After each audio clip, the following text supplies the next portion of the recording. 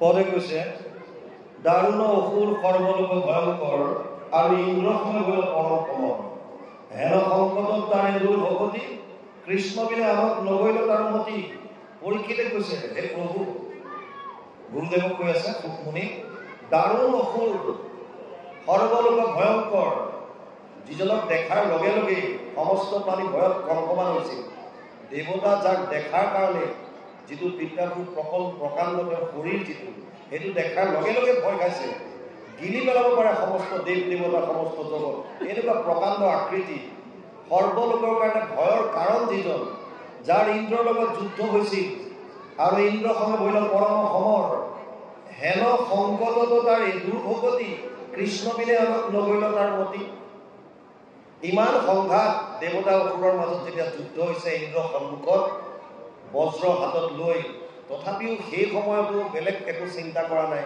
কেৱল কৃষ্ণৰ চৰণত মনটো দি গৈছে এইটো কেনেকুৱা হ'ব পাৰে এই যে এক্সাম্পলবিলাক দিছে মূল উদ্দেশ্য সেইটোৱে যে আপুনি কৰ্ম আপোনাৰ কৰি থাকক যি আছে বাহ্যিকভাৱে মনটো ঈশ্বৰৰ চৰণত দি থওক বছ ফৰ্মুলা ভক্তি এটা কেৱল মনটো ঈশ্বৰৰ চৰণত দিয়ক বাকী কাম আপুনি কৰি থাকক কোনো বাধা নাই ভগৱানে ময়ে মন আদৰ্শ মই বুদ্ধি নিবেশয় নিবশিষ্যসি ময়ে বলমূল ধনসংশয় ভক্তি যোগ দানক অধ্যায় 8 নম্বৰ শ্লোক গীতাত কৈছে হে অৰ্জুন তোৰ মনটো আৰু বুদ্ধিটো মোক দি থ এই দুটা বস্তু মাত্ৰ ঈশ্বৰৰ চৰণত দি আপুনি আপোনাৰ কৰ্ম কৰক মানুহে ভাবিব পাৰে এইটো অসম্ভৱ জনকাৰী ৰজাই ৰাজ্য চলাইছিল অসম্ভৱ কেনেকৈ অম্বৰীষে কৃষ্ণৰ চৰণত সমস্ত সমৰ্পণ কৰি দিলে আৰু নিজৰ ৰাজকাৰ্য আৰামত চলি আছে অসম্ভৱ কেনেকৈ হ'ব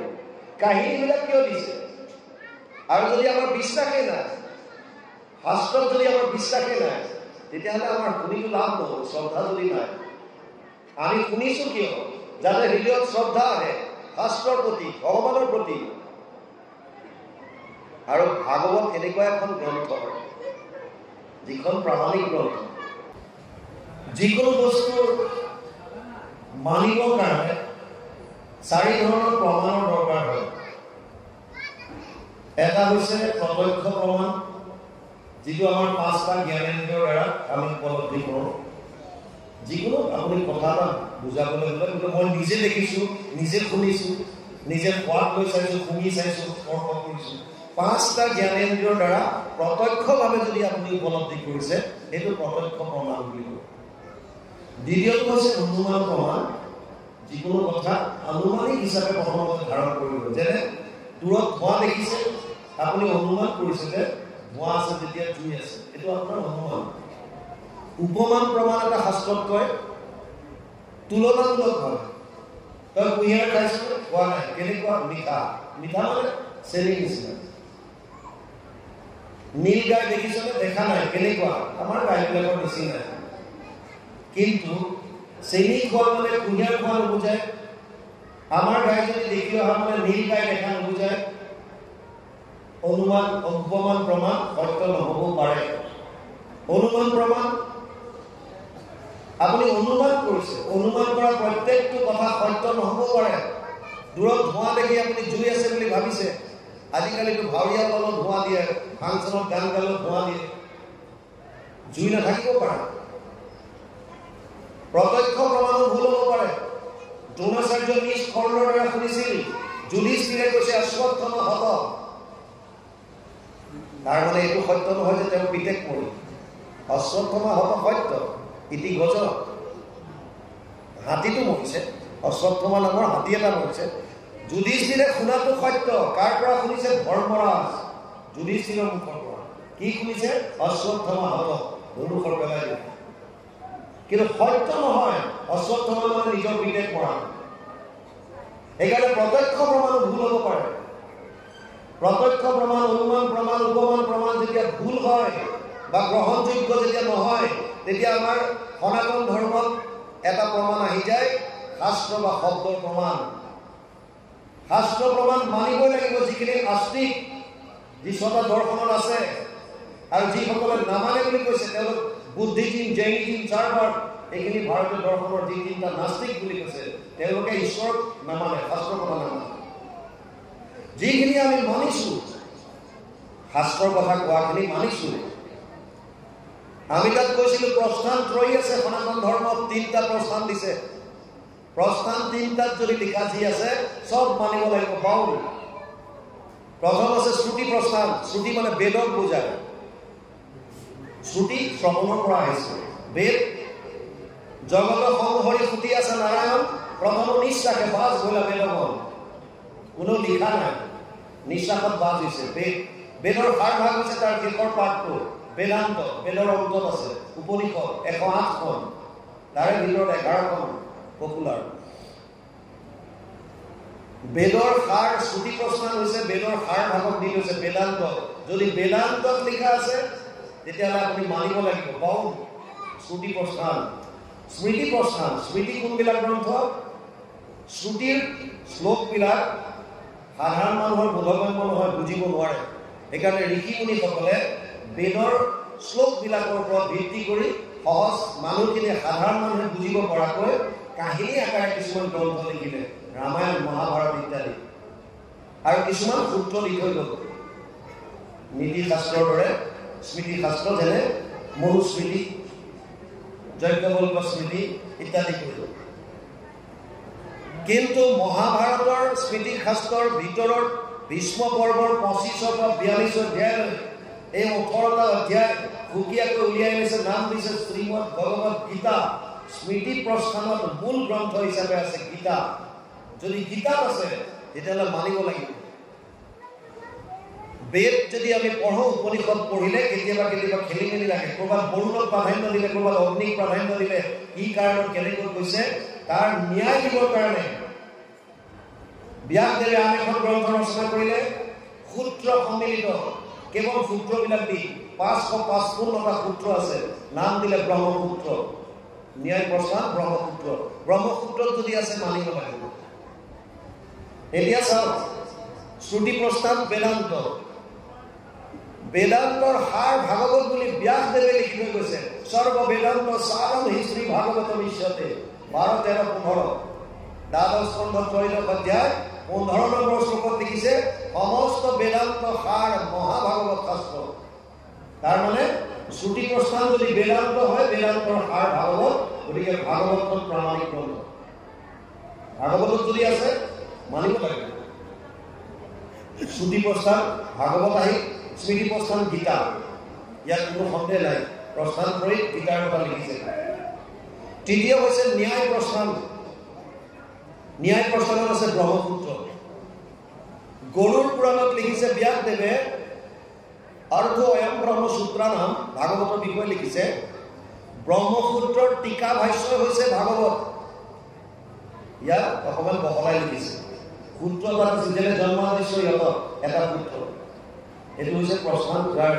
ব্ৰহ্মসূত্ৰৰ এটা সূত্ৰ জন্মাদেশ্য ইয়ত, এইটো সূত্ৰটো আকৌ বহলাই লিখিছে মংগলাচৰণ, যিটো প্ৰথম শ্লোক ভাগৱতৰ, যিটো আমি প্ৰথমতে উচ্চাৰণ কৰিলোঁ। আল্টিমেটলি এটা এটা সূত্ৰ দি পেলাই তাৰ ব্যাখ্যা আমি ভাগৱত বুলি পেলাই গৰুৰ পুৰাণত লিখি থৈ গ'ল। গতিকে আল্টিমেটলি ন্যায় প্ৰস্থানৰ পৰা ভাগৱতে আহে। তাৰমানে শ্ৰুতি প্ৰস্থান বেদান্ত, বেদান্তৰ সাৰ ভাগৱত, ন্যায় প্ৰস্থান ব্ৰহ্মসূত্ৰ, ব্ৰহ্মসূত্ৰৰ টীকা ভাষ্য ভাগৱত, আৰু স্মৃতি প্ৰস্থান গীতা। সেইকাৰণে কোনোবা মহাপুৰুষে লিখি থৈ গ'ল শাস্ত্ৰৰ উত্তম কি বুলি? গীতা ভাগৱত। শাস্ত্ৰৰ উত্তম গীতা ভাগৱত। আমি কৈছিলো এতিয়া গীতা ভাগৱতে কি কৈছে? গীতাত 700 শ্লোকৰ শেষত গৈ ভগৱানে কৈছে সৰ্বধৰ্মান পৰিত্যাজ্য মাম একম শৰণম ব্ৰজ অহম ত্ব সৰ্ব পাপেভ্যো মোক্ষয়িষ্যামি মা শুচ। 8দশ অধ্যায় 66 নম্বৰ শ্লোক গীতা। সৰ্বধৰ্ম এৰি এক শৰণ সাক্ষাৎ, সুদৃঢ় বিশ্বাসে সখিলৈ আমাক নকৰিবা ভয় হেৰা কৰ্ম অংগীকাৰ, সমস্ত পাপত মই কৰিম নিষ্ঠাৰ। মানে গীতাই কি দিলেগৈ? এক শৰণ। আৰু গুৰুজনাৰ এক শৰণ হৰিনাম ধৰ্ম। প্ৰথমটো কি? এক শৰণ। গতিকে স্মৃতি প্ৰস্থান যদি গীতা হয়, গীতাত সাৰ দিলে এক শৰণৰ কথা, আৰু গুৰুজনাৰ ধৰ্মৰ প্ৰথমটো কৈছে এক শৰণ হোৱা।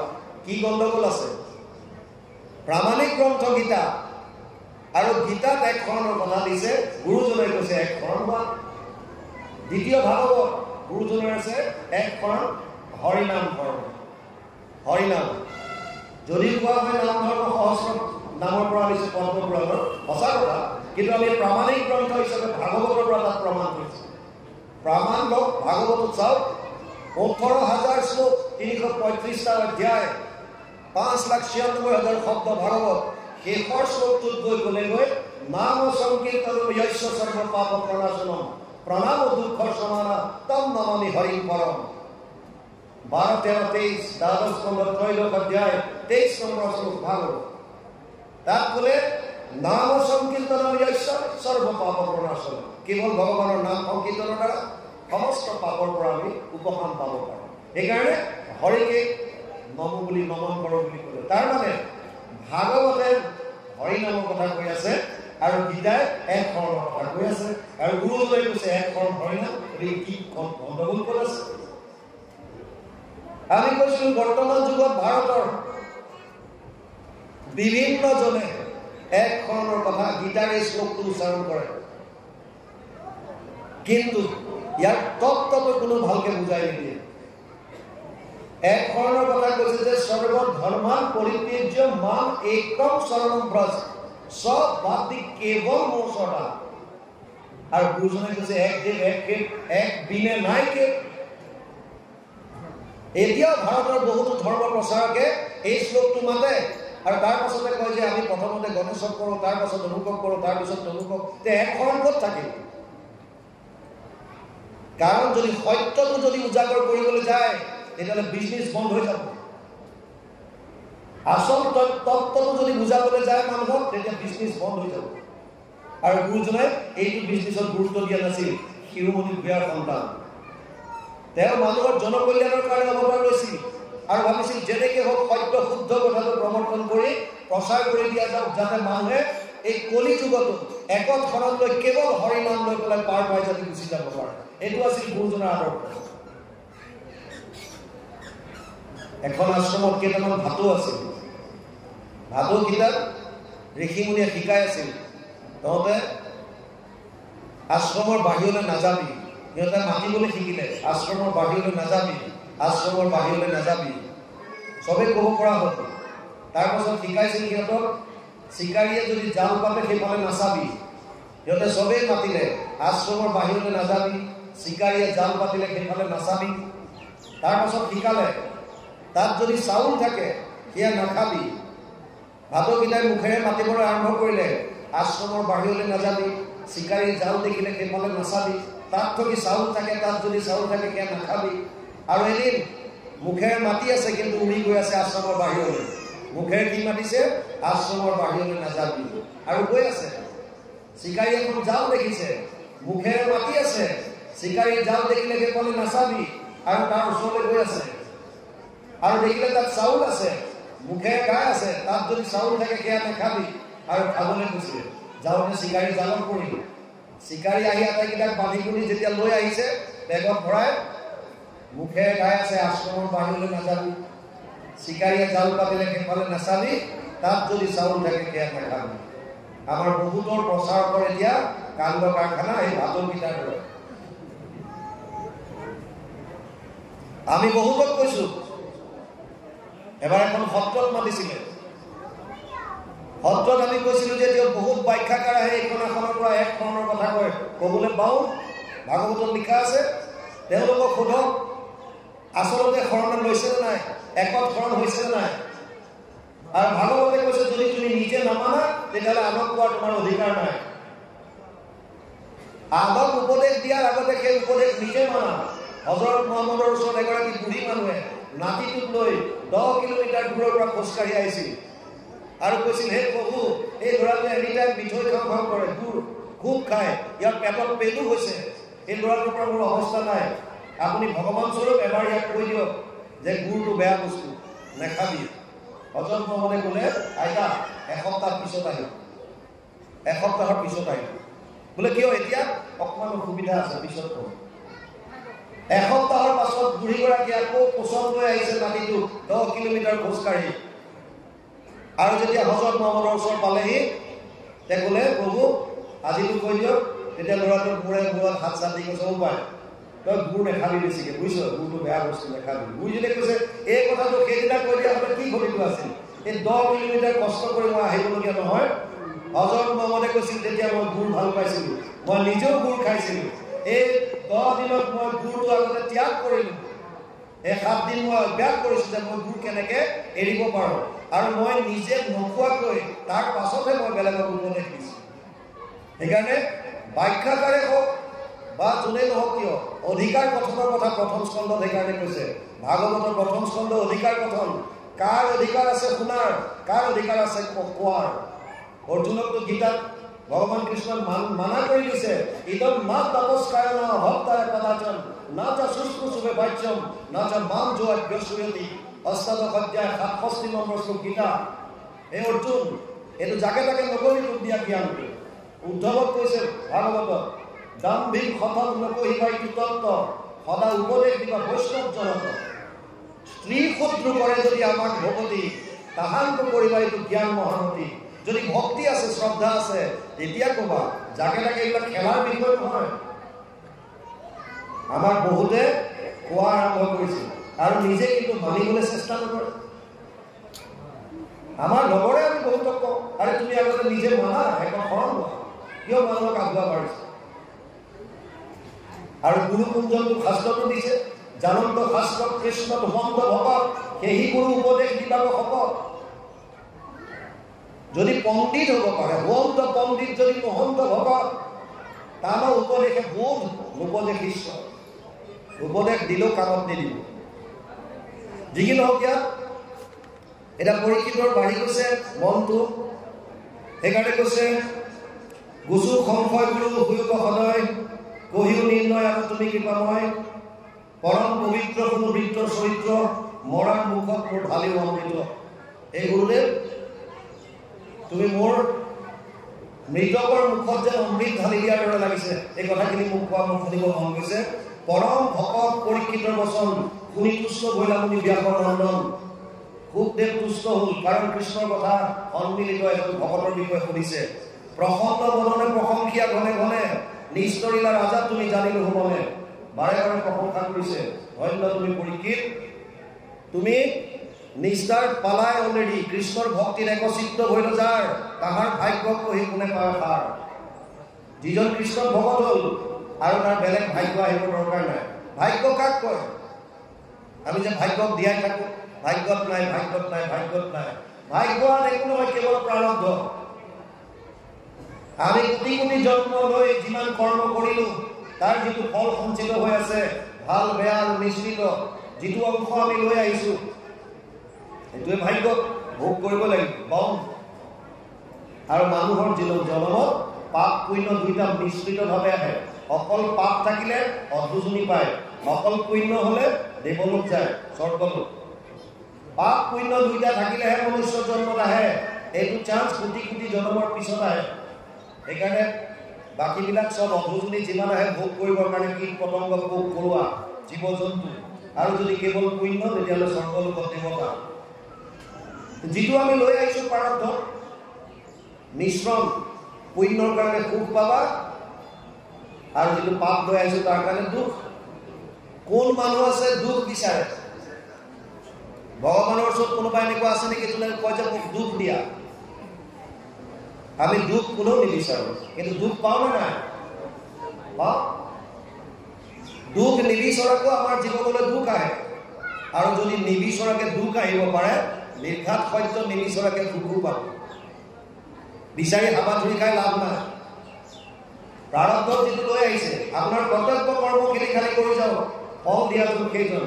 কৰ্মণ্য অধিকাৰস্তে মা ফলেষু কদাচন। দ্বিতীয় অধ্যায় 47 নম্বৰ শ্লোক গীতা। হে অৰ্জুন, তোৰ কৰ্মত অধিকাৰ আছে, কেৱল ফল বাদ দে। ফলটো মই দিম ফল কি দিব লাগে, ফলৰ কথা চিন্তা কৰি লাভ নাই। এতিয়া কৃষ্ণ সেইকাৰণে ইয়াত কৈছে বহুত ভাগ্যৰ মূৰত কৃষ্ণত ভক্তি হয়।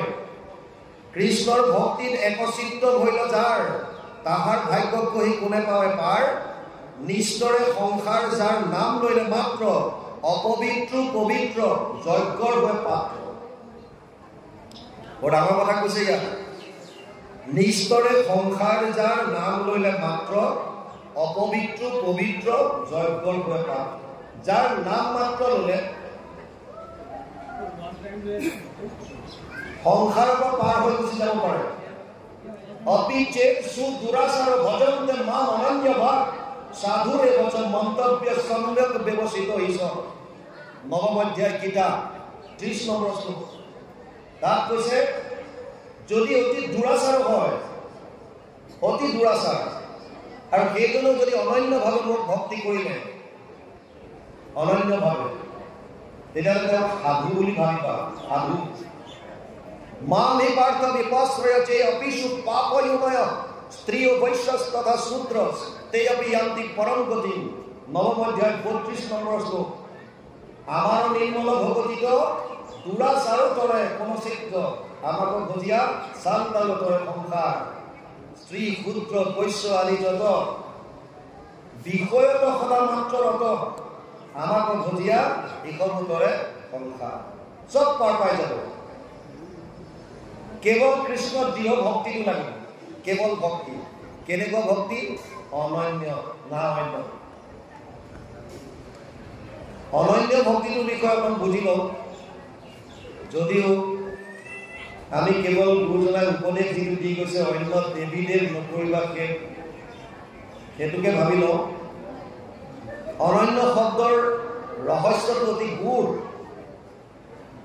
সেইকাৰণে ইয়াত লিখিছে ভক্তি যে প্ৰথমতে দিলে ইমান দুৰ্লভ ধূলি পৰমাণুৰ কোনোবা এটা অংশ স্বৰ্গ পাবৰ কাৰণে ইচ্ছা কৰে তেনেকুৱা আকৌ কোটি কোটিৰ মাজত কোনোবা এজনে মুক্তি পাবলৈ ইচ্ছা কৰে তাৰ ভিতৰত আকৌ কোটি কোটিৰ মাজত কোনোবা এজনে তত্ত্ব পায় তাৰ ভিতৰত কোটি কোটিৰ ভিতৰত এজনে আকৌ সিদ্ধ হয় তাৰ ভিতৰত কোটি কোটিৰ ভিতৰত এজন কৃষ্ণমুখী হয় তাৰ ভিতৰত আকৌ কোটি কোটিজনৰ মাজত এজন ভকত হয় গতিকে দুৰ্লভ কথাটো যে বুজাইছে অনন্য চিন্তয়ন্ত মাম ইয়ে জনা পাৰি পাছতে তেসাম নিত্যাভিযুক্তানাম যোগক্ষেমমহাম্য নৱম অধ্যায় 22 নম্বৰ শ্লোকত অৰ্জুনক কৈছে মোক যোনে অনন্যভাৱে সেৱা কৰিলে অনন্যটো কি বুজক এতিয়া চাওক পথাৰ দুখন বুলি আমি কৈছিলোঁ আপোনালোকক একেবাৰে বুজি যাওক আজি এইটো ভগৱান এইফালে মায়া আৰু মন আমাৰ এটা মন জেগা আছে দুটা এফালে ভগৱান এফালে সংসাৰ মানে ধন টকা পইচা পুত্ৰ পৰিবাৰ ঘৰ দুৱাৰ অগম গগম কাপোৰ কানি ইত্যাদি কৰি ব্ৰহ্মলোকলৈ মন এটা অনন্য হ'বলৈ না অন্য বুলি কৈছে না অন্য মনটো এতিয়া ক'ত দিব যদি আপুনি ভগৱানক দিলে কেৱল ভগৱানক তেতিয়াহ'লেতো অনন্য না অন্য অকণমান ভগৱানক দি আকৌ এইফালে আনিলে নহয় তেতিয়াতো অনন্য হৈ থকা নাই ব্ৰহ্মচাৰী এজনে যদি কয় ব্ৰহ্মচাৰী ব্ৰতত থকা যে মই ব্ৰহ্মচৰ্য ব্ৰত পালন কৰি আছোঁ কেৱল দিনৰ ভাগত ৰাতি মই গাহস্থ থাকোঁ পালন কৰোঁ তেতিয়া এজন ব্ৰহ্মচৰ্য হ'বনে নাই বোলে মই কেৱল দিনত ব্ৰহ্মচৰ্য ব্ৰত ধাৰণ কৰোঁ আৰু ৰাতি হ'লে মই গাহস্থ সেইজনক ব্ৰহ্মচৰ্য বুলি ক'বলৈ নাই নকয় সেইকাৰণে একেই অনন্য মানে আপোনাৰ মনটো অহৰহ যদি ভগৱানৰ তাতে দি থ'ব পাৰিছে কোনো কাৰণত তাৰ পৰা আনিব নোৱাৰিব সেইকাৰণে ইমান দীঘলীয়া লিষ্ট দিছে ইমান সহজ নহয় এইটো কিন্তু অভ্যাস কৰিব পাৰোঁ যে দিনটোৰ যিমান সময় পাৰোঁ কৃষ্ণৰ চৰণত মনটো দি যাওঁ হ'ব পাৰোঁ আমি কোটি কোটিৰ মাজত এজন হ'ব নোৱাৰিব পাৰোঁ কিন্তু একেবাৰে তলত হ'লেও এটা যদি ইচ্ছা মাত্ৰ কৰোঁ পাবৰ কাৰণে যদি ইচ্ছা মাত্ৰ কৰে এটলিষ্ট অহা 10টা জনম 100টা জনম আৰু কোটিটা জনমৰ পাছতো আপুনি ঈশ্বৰ পাবগৈ আপুনি ক'ৰবালৈ যাবলৈ হ'লে প্ৰথম এটা খোজ আগবঢ়াবই লাগিব খোজটো যদি আগেই নবঢ়াই যে মই লক্ষ্যস্থান পাম নে নাই বুলি কি লাভ হ'ল দুজন মানুহে তপস্যা কৰি আছে নাৰায়ণ নাৰায়ণ নাৰায়ণ তেওঁলোকে সুধিলে আৰু দেৱকী নাৰদ তুমিতো বৈকুণ্ঠলৈ গৈ থাকা আমি ঈশ্বৰক ধ্যান কৰি আছোঁ তেওঁক স্তুতি কৰি আছোঁ কোৱাচোন মই কেতিয়াবা দৰ্শন পাম নে প্ৰথমজনক ক'লে যে পাবা কোৱাটো সময় লাগিব 1000 বছৰমানৰ পিছত হয়তো পাব পাৰা সি ক'লে ধেৰ তেতিয়া কৰি কি লাভ 1000 বছৰ লাগে বুজি পালে লাগেগে তপস্যাৰ পৰা উঠি গুচি গ'ল কাৰণ ক'লে যে 1000 বছৰে যদি লাগে তেতিয়াহ'লে মই আৰু এইটো কৰি থাকি লাভ নাই, ইমান দিন মোক ধৈৰ্য নাই, উঠি গুচি গ'ল। ইজনক কৈছে মই যে স্তুতি কৰি আছো, ভগৱানে গম পাইনে বাৰু ইমান কোটি কোটি জীৱ আছে, এই জীৱৰ মাজত মই যে প্ৰভুক চিন্তা কৰি আছো, এই কথাটো তেওঁ গম পায়নে নাই? ডাঙৰ কথা এইটো। কোটি কোটি জীৱ মই যে তেওঁকে আৰাধনা কৰিছো, এইটো তেওঁ কেনেবাকৈ গম পায়নে নাই? নাৰদে প্ৰথমতে অলপ চিন্তা কৰিলে, কাৰণ ভগৱান অন্তৰ্যামী ৰূপে যিমান পৃথিৱীৰ ধূলা পৰমাণু আছে, পৰমাণুসমূহ যিমান জীৱ আছে, চবৰ লগত ভগৱান আছে। উপদ্ৰষ্টা অনুমন্তাচ ভৰ্তা ভোক্তা মহেশ্বৰ পৰমাত্মাই নিত্যাপ্যুক্ত দেহে অস্মিন পুৰুষবৰ। 13 অধ্যায় 22 নম্বৰ শ্লোক গীতা। যিমান জীৱ আছে প্ৰতিটো জীৱৰ লগত পৰমাত্মা আছে অন্তৰ্যামী ৰূপে। গতিকে আল্টিমেটলি গমটো চব পায়। তেওঁ ক'লে যে তোমাৰ শুনে বোলে মই কেতিয়াবা দেখা পামনে? পাবা, তুমি হয়তো 5000 মান বছৰ যদি কৰিব পাৰা। সি ক'লে মানে ভগৱানে শুনে আৰু মই 5000 পিছত হ'লে পামগৈ। তেতিয়াহ'লে মই কৃষ্ণত একদম একান্ত মানে লাগিব। প্ৰথমজনে 1000 মতে দৌৰ মাৰিলে, এইজনক ট্ৰাই কৰিবৰ কাৰণে ক'লে 5000, কিন্তু তেওঁ ক'লে যদি পোৱাটো খাটাং, লাগিলে 5000 হওক, 5000 জন্মৰ পাছত হওক, যদি পোৱাটো যদি চিয়ৰ হৈ যায়, কৃষ্ণৰ যদি দৰ্শন পাওঁ, তেতিয়াহ'লে মোৰ ৰাস্তা ঠিক আছে, মই চিধা ৰাস্তাত গৈ আছোঁ। আপুনি দুমহলীয়া ঘৰ পাবলৈ হ'লে প্ৰথম ষ্টেপটো আগবঢ়াবই লাগিব। ভগৱানৰ ওচৰলৈ যাবলৈ আগতে ইচ্ছাটো কৰক। জয়সালমেৰত এজন মানুহ আছিল, ব্যৱসায়ী মানুহ, ধনী মানুহ বিৰাট। পিতেক এটা আছিল। পিতেকটোৰ এদিন বাপেকৰ লগত কিবা কথাত তৰ্কাতৰ্কি হ'ল, কাজিয়া লাগিল আৰু পিতেকে ক'লে যে দেউতা, মোক তুমি 1 লাখ টকা এটা দি দিয়া, মই নিজে বিজনেছ কৰিলোঁ। আৰু এটা কথা দিছোঁ তোমাক, যেতিয়ালৈকে মই ছাকচেছ হ'ব নোৱাৰোঁ, সফল হ'ব নোৱাৰোঁ, মই তোমাৰ ঘৰত আৰু ভৰি নিদিওঁ। বাপেকৰো খং উঠিল আৰু এটা ব্ৰিফকেছত পইচা ভৰাই 1 লাখ টকা তাক দি দিলে। লওক, ধনী ঘৰৰ পৰা বাহিৰৰ কেনেকুৱা সংসাৰৰ কেনেকুৱা কি একো গম নাপায়। 1 লাখ টকা বহুত তেতিয়া পকেটত ভৰাই লৈ গৈছে আৰু ভাল ভাল হোটেলত, আগতে বাপেকৰ লগত যাওঁতে যেনেকৈ 5 ষ্টাৰ হোটেলত থাকে তেনেকৈ থাকিছে আৰামত। কিছুদিনৰ ভিতৰত তাৰ টকা শেষ, আৰু পইচা শেষ হোৱাৰ পাছত অৱস্থা নাই, এতিয়া খাবলৈ তাৰ উপায় নাই, ভিক্ষাও খুজিবলৈ যায়। ভিক্ষা খোজাটো এটা আৰ্ট, এইটো কলা, চবেই নাজানে। ভিক্ষাৰী আপুনি চাব, চবেই সমানে পইচা ঘটিব নোৱাৰে। যিবিলাক ভিক্ষাৰীয়ে কলাটো জানে, আৰ্টটো জানে, ভিক্ষা খোজা কোন সময়ত কেনেকৈ খুজিব, ইহঁতেহে ভিক্ষা পাব। গতিকে তাৰ উপায় নাইকিয়া হ'ল। শেষত ই সংসাৰত একো উপায় নাপায়, পুনৰ বাপেকৰ ওচৰলৈকে গৈছে, কিন্তু ঘৰখনলৈ যোৱা নাই। জয়সালমেৰত কি কৰে, তাত অতিপাত গৰম। আমাৰ ইয়াত এতিয়া 34-35 হওঁতে মানুহৰ হাহাকাৰ। তাত আমি নিজে থাকোঁতে মই 95 পৰা 2001লৈকে আছিলোঁ। 52 ডিগ্ৰী চেলচিয়াছ মই নিজে ৰেকৰ্ড কৰিছোঁ, 52 ডিগ্ৰী তেতিয়া। আমি ভাবিবই নোৱাৰোঁ ইয়াত, কাৰণ ইয়াত হিউমিডিটি বেছি, পানীটো সেইকাৰণে আমি সহ্য কৰিব নোৱাৰোঁ। তাত ড্ৰাই, শুকান, সেইকাৰণে থাকে। আমি আহিলে মূৰবিলাকত কাপোৰ মাৰি হাত চাত পূৰা গ্ল'ভছ পিন্ধি আহিব লাগে বাইকত। তেতিয়া যি কি নহওক, ইমান তাত এতিয়া কিছুমান গছ যদি ক'ৰবাত হয় অকণমান জোপোহা বা গছ টাইপৰ, এই পাৰত ইটাৰে এটা চবুতৰা টাইপত বনাই দিয়ে, এখন প্লেটফৰ্ম বনাই দিয়ে কমকৈ, যাতে অকণমান মানুহ গৈ তাত বহিব পাৰে। এই মানুহজনৰ ঘৰৰ পৰা 3361 খোজ দূৰত এনেকুৱা এজোপা গছ আছিল, আৰু তাত ইটাৰে এটা প্লেটফৰ্ম বনোৱা আছিল। এই পিতেক আহি পেলাই তাতেই থাকে সদায়। এদিন তেওঁলোকৰ ঘৰলৈ বন্ধু এজন আহিল, বাপেকৰ, আহি পেলাই ইয়াক দেখিলে ফটা চিটা কাপোৰ পিন্ধি আছে, লেতেৰা পেতেৰা, আৰু তাত শুই আছে। তাক সুধিলে, ঐ তই অমুক নহয়নে? বোলে হয়। কি হ'ল, এনেকৈ কিয় আছে? সি গোটেইখিনি ক'লে। দেউতাৰ লগত কাজিয়া লাগিল, মই পইচা বিচাৰিলোঁ, পইচাও দিলে, মই বিজনেছ কৰিম বুলি ওলাই গৈছিলোঁ কিন্তু নোৱাৰিলোঁ, আৰু আজি মোৰ গতি এইটো। তই ঘৰলৈ নাযাওঁ কেলে? সি কৈছে, মই মানে কেনেকৈ যাম, দেউতাক কৈ আহিছিলোঁ যদি সফল হ'ব নোৱাৰোঁ এই ঘৰত ভৰি নিদিওঁ। আচ্ছা ঠিক আছে ঠিক আছে, তই ইয়াতে থাক, বেলেগলৈ নাযাবি, মই সখীক কম তোক লৈ যাব। সখাৰ ওচৰলৈ গ'ল আৰু বন্ধুজনক ক'লে যে ভাই তই কেনেকুৱা একেবাৰে নিষ্ঠুৰ মানুহ, তোৰ ল'ৰাটো দেখিছ নাই? তাত কেনেকৈ ভোগে পিয়াহে কৰি আছে আৰু তোৰ ইমান ধন ধান লৈ কৰিবি কি? কিয় তই নহবা? বল বল মোৰ লগত বল। সি কৈছে চোৱা বন্ধু, মই ৰাতিও তাৰ ৰুমৰ দুৱাৰখন খুলি থওঁ, লাইটটো অন কৰি থওঁ, যদি ইচ্ছা কৰে সি তাৰ ৰুমত আহিব পাৰে। সদায় তাৰ কাৰণে ভোজন মই ৰাখি থওঁ তাত টিফিনত ভৰাই, সি যদি আহে খাব পাৰে। কিন্তু সি নিজে নাহে, মই কি কৰিম? তুমি গৈ লৈ আহা। বেছিকৈ জোৰ কৰাত গ'লে এটাই উপায় আছে, তাক কোৱা যে প্ৰথম খোজটো সি আগবঢ়াওক। 3360 খোজ মই যাম, এটা খোজ যদি সি আহে।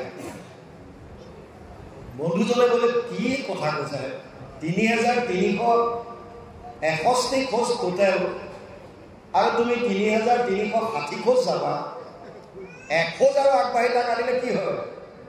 কৈছে সেইটোৱে আচল তত্ত্ব। মই যদি 3360 খোজ আগতে যাওঁ আৰু সি যদি শেষত কৈ যে মই নাযাওঁ, তেতিয়া মোৰ এইটো অথলে যাব। প্ৰথম খোজটো সি আগবঢ়ালে তাৰ মনৰ কথাটো বুজিব পাৰিম যে তাৰ ঘৰলৈ উভতি আহিবলৈ মন আছে। সি প্ৰথম খোজটো আগবঢ়াই দিলে মানে তাৰ ইচ্ছা আছে মোৰ ওচৰলৈ আহিব। যদি তাৰ ইচ্ছা আছে এটা খোজ সি আগবঢ়াই দিয়ক, বাকীখিনি মই লৈ গৈ তাক লৈ আহিব। ভগৱানো আমাৰ কাৰণে তেনেকৈ ৰেডি হৈ আছে। এটা খোজ মাত্ৰ আপুনি আগবঢ়াওক, ঈশ্বৰক পাবৰ কাৰণে, ঈশ্বৰৰ ওচৰলৈ যাবৰ কাৰণে, ভকতৰ দৰ্শন পাবৰ কাৰণে। এটা মাত্ৰ খোজ। যুগৰ 5 বছৰ বয়সত এই খোজটো আগবঢ়াই গুচি গৈছিল, একো গম নাপায়, জংঘলৰ মাজত। আৰু ভগৱান কৃষ্ণই চিন্তা কৰি নাৰদক পঠিয়াবলৈ বাধ্য হৈ গ'ল, আৰু যোৱা ভাই এই ল'ৰাটোক বুজাই থৈ কি কৰিব লাগিব কি নাই। আমাৰ মাত্ৰ এটা খোজ লাগে আৰু সেই খোজটোকে আমি আগ নবঢ়াওঁ। সেইকাৰণে ইয়াত যিজন ভক্তি মাৰ্গত আহিছে তেওঁ অতি ভাগ্যৱান বুলি কৈছে। কাৰণ কৃষ্ণৰ ভক্তিত একচিত্ত হইল যাৰ, তাহাৰ ভাগ্য কহি কোনে পাবে পাৰ।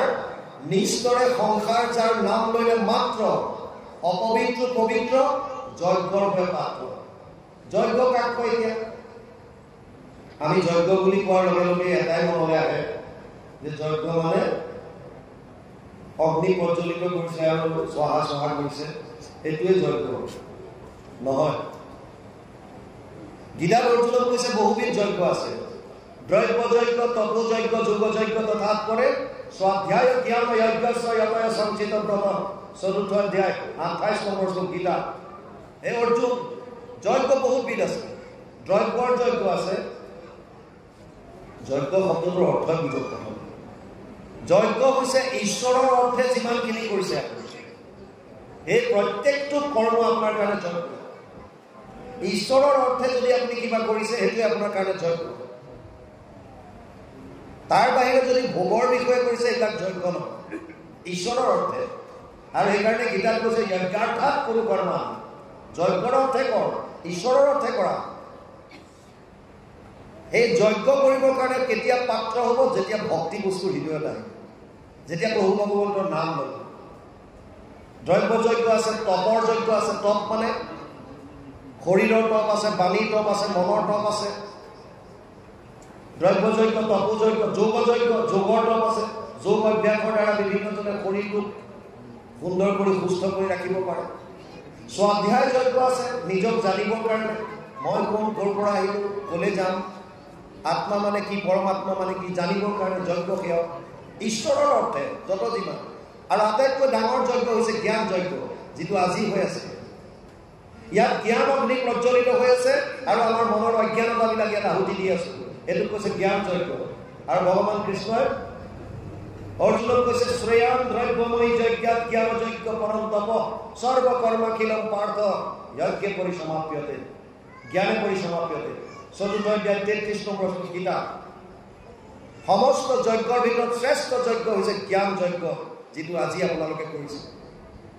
এইটোৱেই জ্ঞান যজ্ঞ। শ্ৰৱণ কীৰ্তন কেৱল প্ৰভু ভগৱন্ত, আমি ভগৱানৰ অৰ্থে শ্ৰৱণ কৰিছোঁ। সেইকাৰণে ইয়াত কৈছে এতিয়া যে এইজন পাত্ৰ হ'ব যিজনে প্ৰভু ভগৱন্তৰ নাম ল'লে। কেৱল নাম, ৰাম কৃষ্ণ নাম যিটো লয় একবাৰ, অতি জনমৰ পাপ ভস্ম হয় তাৰ। ৰাম নামৰ মূল্য এনেকুৱা, মুকম কৰতি বাচালম পঙ্গুং লঙ্ঘয়তে গিৰিম যৎ কৃপাতম হং বন্দে পৰমানন্দ মান। যাৰ দায়া বলে খোৰা পৰ্বত চৰাৱে মুখে ৰাম নাহি যাৰ সিটো কবি হয় গতিকে ৰাম নামৰ মূল্য ৰাম নামৰ মাহাত্ম কোনেও কৈ শেষ কৰিব নোৱাৰে ইয়াত সেইকাৰণে বৰ সুন্দৰভাৱে লিখিছে নিষ্ঠৰে সংসাৰ এই সংসাৰ সাগৰ আপুনি পাৰ হৈ গুচি যাব যাৰ নাম ললে মাত্ৰ অপবিত্ৰ পবিত্ৰ যজ্ঞৰ হৈ পাত্ৰ প্ৰভু ভগৱন্তৰ সেৱক হোৱাৰ কাৰণে পাত্ৰ হ'ব পাৰি কিয় কেৱল জনে নাম লয় আৰু সেইকাৰণে গুৰুজনাই নৱবীৰ ভক্তিৰ ভিতৰত দুবিধক শ্ৰেষ্ঠত্ব দি গৈছে শ্ৰৱণ কীৰ্তন লগতে হৈছে ভুল কৰিব নোৱাৰি স্মৰণৰ কথা কৈছে ভাই মুখে লোৱা নাম হৃদয়ে ধৰা ৰূপ পৰে কৈছে সুখদেৱে পৰীক্ষিতক কৈছে তাহানৰ কথাটো যদু নিমজিল মতি কাৰ কথা যিজনৰ নাম মাত্ৰ ল'লে সংসাৰ সাগৰৰ পৰা পাৰ পায় যিজনৰ নাম মাত্ৰ ল'লে অপবিত্ৰ যদু পবিত্ৰ হয় যিজন যজ্ঞৰ পাত্ৰ হয় সেইজন ঈশ্বৰৰ কথাৰ প্ৰতি তোমাৰ মতি জন্মিছে মন গৈছে শুনিবলৈ সেইকাৰণে কৈছে মহাভাগ্যৱন্ত তুমি অৰ্জুনৰ নাতি শুনা সাৱধানে আন নকৰিবা মন গুচাও সংশয়াৰ অহংকাৰণ যেতিয়া শ্ৰৱণ কৰক তেতিয়া সদায় একান্ত মনে শুনিব লাগে আপুনি কিমান শুনিছে কি কথা সেইটো ডাঙৰ কথা নহয় শ্লোকাৰ্থম শ্লোকপদম শ্ৰীমদ ভাগৱত অকণমানে হওক যিখন সময় শ্ৰৱণ কৰে একান্ত মনে কৰিব লাগে সেইকাৰণে ভাগৱতত আপোনালোকে দেখিব প্ৰথমতে সাৱধান মানে শুনাই দিব সাৱধান নহয় শুনা সাৱধানে মানে মনটো বেলেগৰ পৰা বাহিৰত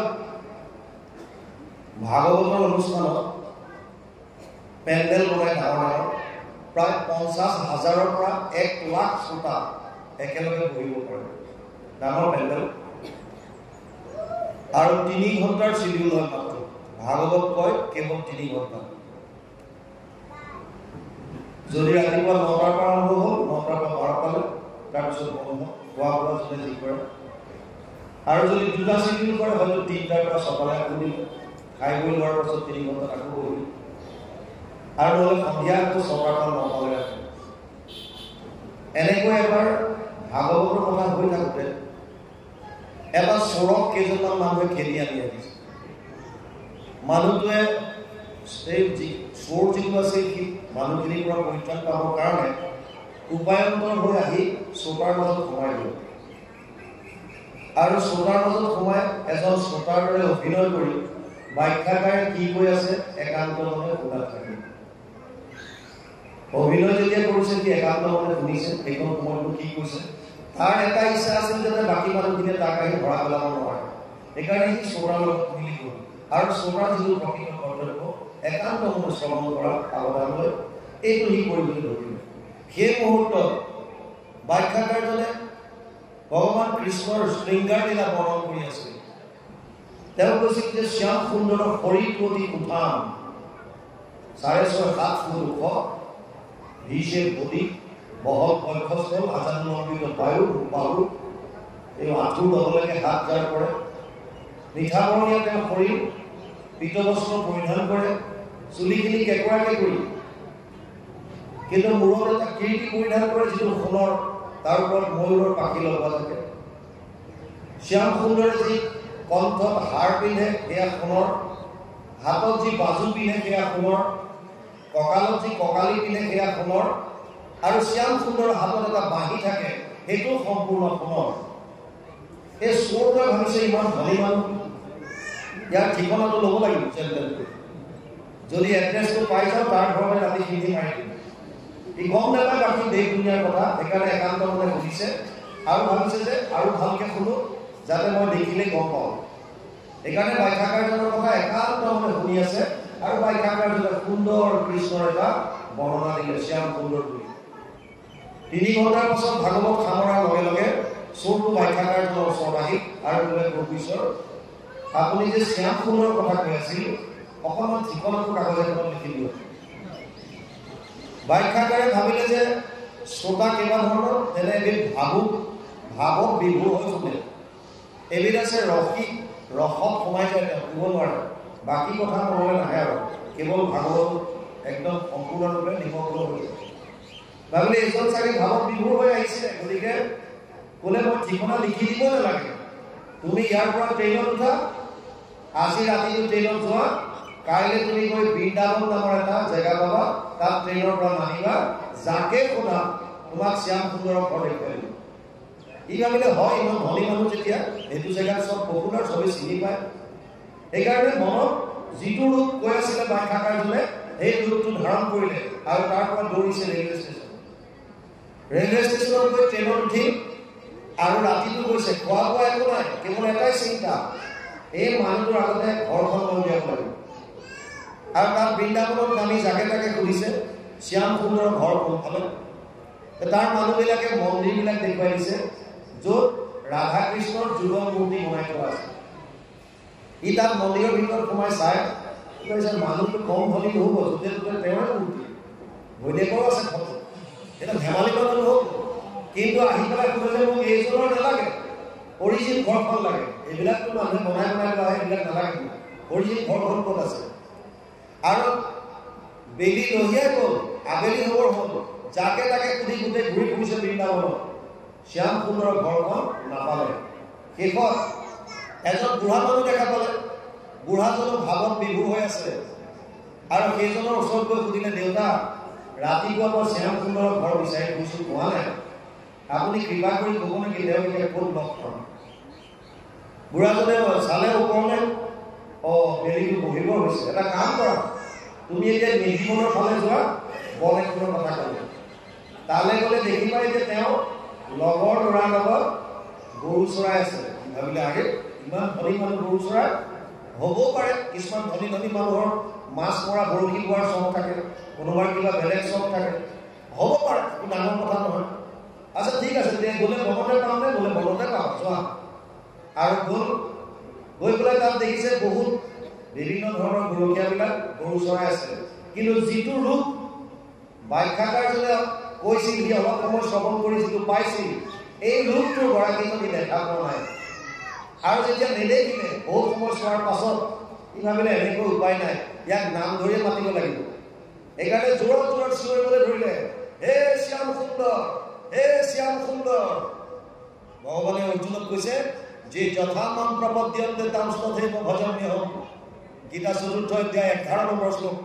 মোক যোনে যেনেকৈ স্মৰণ কৰে, যেনেকৈ ভজন কৰে, মই তেওঁক তেনেকৈ ভজন কৰোঁ। ফৰ্মুলা চিধা। আপুনি যদি কৃষ্ণৰ কথা ভাবি আছে, আপোনাৰ মনত কৃষ্ণই ভাবি আছে, ফৰ্মুলা ক্লিয়াৰ। আপুনি যদি ভবা নাই, আপোনাৰ কথা ভবা নাই, চিধা কথা। যেতিয়াই শ্যাম সুন্দৰ মাতিবলৈ ধৰিলে, ৰাতিৰ পৰা একো খোৱা নাই, কেৱল এটা ইচ্ছা, কেনেকে শ্যাম সুন্দৰক লগ পাওঁ। গম পোৱা নাই কোন শ্যাম সুন্দৰ, কিন্তু ভগৱানে যিটো ৰূপত এই চোৰটোৱে হৃদয়ত যিটো ৰূপ ধাৰণ কৰিছিল, সেই ৰূপটোত আহি সন্মুখত দৰ্শন দিলে। এই হাতত সোণৰ বাঁহী, মিঠা বৰণীয়া শৰীৰ, চুলি কেঁকৰা কেঁকুৰি, কিৰীটি সোণৰ, মূৰত ময়ূৰৰ পুচ্ছ, ডিঙিত সোণৰ হাৰ, হাতত বাজু, কঁকালত কঁকালি আৰু সোণৰ বাঁহী ধাৰণ কৰি চোৰটোৰ সন্মুখত থিয় হৈ গ'ল আৰু বোলে, এই বছ কিহৰ কাৰণে মোক ইমান বিচাৰিছে, কি লাগে তোমাৰ? ভগৱানক দৰ্শন পোৱাৰ লগে লগে চোৰৰ সূৰ্য বৃত্তি নাইকিয়া হৈ গ'ল। আপুনি এটা অন্ধকাৰ ৰুমত সোমাই যেতিয়া লাইটৰ চুইচ অন কৰিব, তাত আৰু আন্ধাৰ নাথাকে। ভগৱানক দৰ্শন পোৱাৰ লগে লগে মনৰ মলিনতা, কলুষতা চব শেষ হৈ যাব। চোৰটোৱে যিটো সূৰ্য বৃত্তি, চোৰ যিটো কৰে, এইবিলাক তাৰ মনৰ পৰা নাইকিয়া হৈ পৰম ভক্তি জাগ্ৰত হৈ গ'ল। ভগৱানক সন্মুখত দেখা পাইছে আৰু স্তুতি কৰিবলৈ ধৰিলে। ভগৱানে কৈছে, হে বছ, তুমি কিহৰ কাৰণে মোক ইমানকে বিচাৰিছা এইটো কোৱা। বোলে, প্ৰভু মোৰ ভুল হৈ গ'ল, মই বুজি পোৱা নাছিলো তুমি কোন, আৰু এতিয়া মই গম পালো। হে প্ৰভু, মোক ক্ষমা কৰি দিয়া। নাই নাই নাই নাই, ক্ষমাটো ক্ষমাই বাৰু, তুমি এইবিলাক বস্তু বিচাৰিছিলা ন, এইবিলাক চব খুলিলে, হাতৰ কাণৰ চব খুলি কাপোৰত টোপোলা কৰি পেলাই লোৱা।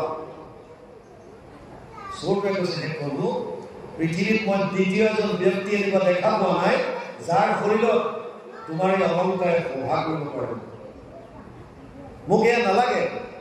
ভগৱানে কৈছে, মোৰ দৰ্শন অথলে নাযায়, তুমি যিহেতু মোক দেখা পালা, গতিকে কিবা এটা বৰ ল'বই লাগিব। চোৰটোৱে ক'লে, যদি বৰ দিব বিচাৰিছে, হে প্ৰভু, এটা বৰ মোক দিয়া, যাতে যেতিয়াই মই তোমাৰ দৰ্শন আকাংক্ষা কৰোঁ, যেতিয়া দৰ্শনৰ অভিলাষ মোৰ মনত আহে, তুমি মোক এই ৰূপত দৰ্শন দিবা। আৰু ভগৱানে ক'লে, তথাস্তু। অন্তৰ্ধান হৈ গ'ল। চোৰটো তাৰ পৰা আকৌ দৌৰিছে ৰেলৱে ষ্টেচনত, খোৱা বোৱা নাই। ঈশ্বৰক পাই যোৱাৰ পাছত আৰু কি খোৱা বোৱাৰ কথা, আকৌ দৌৰিছে তালে আৰু গৈ ৰেলৱে ষ্টেচনত পুৰৰ ট্ৰেইনত উঠি ৰাতি আহিছে। ৰাতিপুৱা তাত 7 দিন ভাগৱত হয়, দ্বিতীয় দিনা ব্যাখ্যা কাৰ্যৰ আহি ভৰি দীঘলতি কৰিলে আৰু বোলে, প্ৰভু ঈশ্বৰ, মই এটা চোৰ আছিলোঁ। কালি মানুহৰ পৰা বাচিবৰ কাৰণে অলপ সময় মই শ্ৰোতাৰ অভিনয় কৰিছিলোঁ। সেই সময়ত আপুনি শ্যাম সুন্দৰ শৃংগাৰ বৰ্ণন কৰিছিল আৰু মই সেই ৰূপটো ধাৰণ কৰি আপোনাৰ পৰা ঠিকনা বিচাৰিছিলোঁ এটা উদ্দেশ্যত, যে মই ভাবিছিলোঁ এজন ধনী মানুহ, তেওঁৰ ঘৰত মই চুৰ কৰিম। সেই উদ্দেশ্যৰে আপুনি মোক বৃন্দাবনৰ ঠিকনা দিলে আৰু মই বৃন্দাবনত গৈ স্বচক্ষে ভগৱান কৃষ্ণক দৰ্শন কৰি আহিছোঁ। ব্যাখ্যা কাৰ্য জাপ মাৰি উঠিল, অসম্ভৱ। মই 1000 বাৰ এতিয়ালৈকে ব্যাখ্যা কৰিছোঁ, আজিলৈকে মই নিজে দেখা নাই। আৰু তুমি অলপমান শ্ৰৱণ কৰি কেনেকৈ কৃষ্ণক দেখা পাবা? অসম্ভৱ এইটো। ই কৈছে সম্ভৱ, মই স্বচক্ষে দেখি আহিছোঁ। আপুনি যিটো ৰূপ বৰ্ণনা কৰিছে বহু একে অলংকাৰ পৰিধান কৰি আছে। ব্যাখ্যাকাৰজনে হুকাই কান্দিছে। মোৰ মনত কি কপটতা আছে, কি মলিনতা আছে। যিজন ঈশ্বৰৰ কথা মই ইমান 1000 টাইমছ গুণগান কৰি আছো, অথচ মই দেখা পোৱা নাই, স্বপ্নতো মোক দৰ্শন দিয়া নাই। আৰু এইজনে অকণমান সময় শ্ৰৱণ কৰি স্বচক্ষে দৰ্শন পাই আহিছে। কন্দা দেখি চোৰটোৱে কৈছে, হে গুৰুদেৱ, প্ৰথম কথা আপুনি মোৰ গুৰু হ'ল। কিয়? অখণ্ড মণ্ডলকাৰম ব্যক্তম য়েন চৰাচৰম তদ পদম দৰ্শিতম য়েন তস্मै শ্ৰী গুৰুৱে নমঃ। যিজনে এই অখণ্ড মণ্ডলকাৰত ব্যক্ত হৈ থকা ভগৱান কৃষ্ণৰ চৰণ পংকজ দৰ্শন কৰাই দিয়ে, এইজন গুৰু। যিজন সেইকাৰণে আমি শ্ৰীমন্ত শংকৰ হৰি ভগতৰ আমি গুৰুজনাক আমাৰ গুৰু হিচাপে মানো, কাৰণ তেওঁৱে কৃষ্ণক চিনাকি কৰাই দিছে। আমাৰ দেৱ কি হ'ব?